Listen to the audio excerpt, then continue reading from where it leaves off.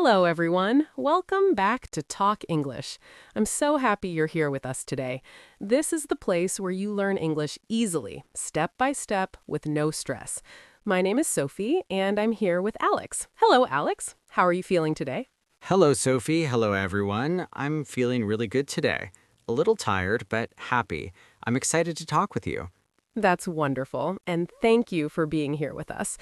Before we start, please remember to subscribe to Talk English. We want to help you every single day. And if you like this episode, please click the like button. It really helps us. Yes, absolutely. Your support means so much to us. Okay, Sophie, what are we talking about today? Today, we have a very important topic.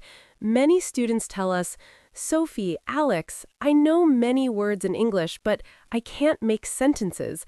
I don't know how to put the words together. Does this sound familiar to you? Oh, yes, this is so common. So many learners feel this way. They study vocabulary, they know the words, but when they try to speak, they feel stuck. Exactly. It's like having puzzle pieces, but you don't know how to connect them. You have the words, but the sentence doesn't come out. That's a perfect way to describe it, Sophie. And I want to tell everyone listening this is completely normal. This happens to every language learner. Yes, it's normal. And today, we want to help you understand why this happens. And more importantly, we want to give you simple ways to fix this problem. Good. So, Sophie, let's start with the question, why does this happen? Why do people know words but can't make sentences? Well, Alex, there's a simple reason. Learning words and making sentences are two different skills. When you learn a word, you learn the meaning. For example, you learn the word apple. You know it's a fruit. You can see it in your mind. Right, that's vocabulary. But making a sentence, that's different. A sentence needs structure, it needs grammar, it needs word order. Exactly. In English, we don't just put words anywhere. We follow patterns. We follow rules. For example, we say, I eat an apple. We don't say, apple eat I. Yes, word order in English is very important, and this can be confusing, especially if your native language has different rules. That's true. So the first thing we want you to understand is this. Knowing words is step one. Making sentences is step two. They are connected, but they are not the same. Good explanation, Sophie. Now let's talk about how to move from step one to step two. How can our listeners start making sentences with the words they know? Okay, let me give you the first tip.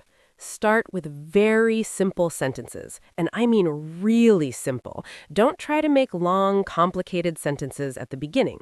Yes, start with just 3 or 4 words. For example, I am happy. That's 3 words. She likes coffee. That's 3 words. These are complete sentences. Perfect examples, Alex. And here's something important. In English, most simple sentences follow this pattern: subject, verb, object. Let me say that again. Subject, verb, object. Let me explain this clearly. The subject is the person or thing doing the action. For example, I or she or the cat. The verb is the action, like eat or drink or read. And the object is the thing receiving the action, like an apple or water or a book. So, if we put this together, we get I eat an apple. I is the subject, eat is the verb, and apple is the object. Subject, verb, object. Exactly. And this pattern works for so many sentences in English. She drinks water. He reads a book. They watch a movie. All of these follow the same pattern. Yes, and I want everyone to practice this pattern. Take words you already know and put them in this order: subject, verb, object. Don't worry about making mistakes, just practice. That's right, Sophie. Making mistakes is part of learning. Every mistake teaches you something, so don't be afraid. Now, let me give you a second tip. Use the same sentence structure many times with different words. This is called practicing patterns. Oh, this is very helpful. So for example, you start with, I like coffee. Then you practice with different objects. I like tea. I like music. I like movies. You're using the same structure but changing one word. Exactly, Alex. This helps your brain remember the pattern. Your brain starts to understand, oh, this is how English sentences work. And after a while, it becomes automatic. Yes, automatic. That's the goal. You want to make sentences without thinking too much about grammar. And repetition, practicing the same patterns, helps you get there. Right. Now, here's another important point. Many learners try to translate from their native language to English word for word, and this causes problems. Oh, yes, this is a big mistake because every language has its own structure, its own way of building sentences. What works in your language might not work in English. Exactly. So instead of translating, try to think directly in English. I know this sounds difficult, but you can start small. When you practice, use simple English patterns. Don't think in your language first. Good advice. And here's how you can practice this. When you see something around you, try to describe it in English immediately. For example, you see a cup. You think, this is a cup, or the cup is blue. Simple sentences directly in English. I love that practice, Alex. It trains your brain to work in English, and the more you do this, the easier it becomes. Absolutely. Now, Sophie, I think many listeners also struggle with verb tenses. They know the words, but they don't know which verb form to use. Oh, yes, verb tenses can be tricky, but here's my advice for beginners. Start with the present simple tense. This is the easiest and most useful tense. The present simple. This is for habits, routines, and general facts. For example, I work every day. She lives in Paris. They speak English. Exactly. And the good news is the present simple is easy to form. For I, you, we, and they, you just use the base form of the verb. I eat, you sleep, we study. And for he, she, and it, you add an S to the end of the verb. He eats, she sleeps, it works. Just remember that small S. Yes, that's the rule. And if you practice this tense first, you build a strong foundation. Later, you can learn other tenses like past simple or future simple. Right. Don't try to learn everything at once. Focus on one thing, practice it well, then move to the next thing. Perfect advice, Alex. Now, let me give you another tip. Read simple sentences out loud. This is so important. Yes, reading out loud helps you in many ways. First, you practice pronunciation. Second, you hear the rhythm of English. And third, you start to feel how sentences flow. Exactly. When you read, you see the structure. When you speak, you practice using it, and your brain connects the two together. And here's what I recommend. Find simple English stories or dialogues. Stories for children are great, or beginner English textbooks. Read one sentence, then repeat it several times. Yes, repetition is the key. Don't just read something once, read it many times. This way, the sentence pattern stays in your memory. Absolutely. And another helpful thing is to write sentences. Writing gives you time to think about the structure. You can check your grammar. You can see if the sentence looks correct.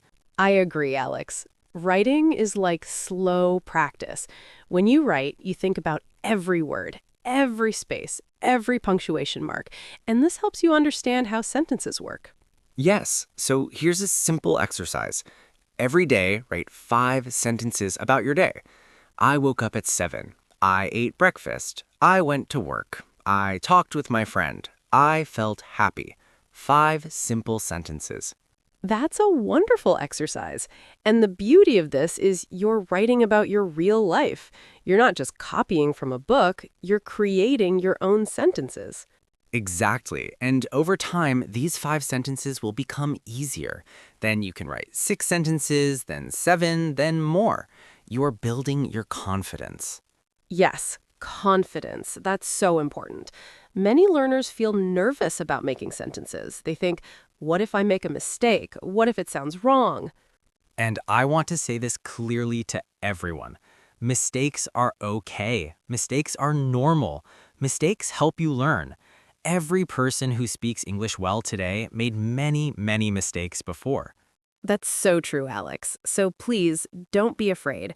Try to make sentences, speak them, write them. Even if they're not perfect, you're practicing, and practice makes you better. Exactly. Now, Sophie, let's talk about one more thing. Many learners know grammar rules, but they can't use them in conversation. Why is that? Oh, this is a great question. I think the problem is they learn grammar in their head, but they don't practice it in real situations. Knowing a rule and using a rule are different things. Yes, it's like learning to ride a bicycle. You can read about how to ride a bike, you can understand the theory, but until you actually get on the bike and practice, you can't really ride. Perfect example, Alex. So the solution is simple. You need to practice speaking and writing as much as possible. Use the grammar rules in real sentences, in real conversations. Right, and here's a tip. Find a language partner, someone you can practice English with. It can be a friend, a classmate, or even someone online. Yes, when you practice with another person, you have to think quickly. You have to make sentences in real time, and this trains your brain to use English naturally. Exactly. And don't worry if your partner is also a beginner. You can help each other. You can learn together. The important thing is that you're speaking. I love that. Learning together makes it less stressful and more fun. Now, let me share one final tip before we finish. Listen to English as much as you can. Yes, listening is so important. When you listen to English, you hear how native speakers make sentences. You hear the word order, the rhythm, the natural flow. Exactly. You can listen to podcasts like this one. You can watch simple English videos. You can listen to English songs. And as you listen, your brain absorbs the patterns. That's right. Your brain is very smart. Even if you don't understand every word, your brain notices patterns, and over time, these patterns become part of your own English. Yes, so let me summarize everything we talked about today. If you know words but can't make sentences, here's what you can do.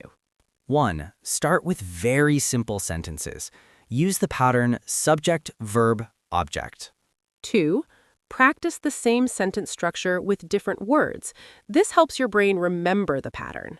3. Don't translate word for word from your language. Try to think directly in English. 4. Focus on the present simple tense first. Build your foundation before learning other tenses.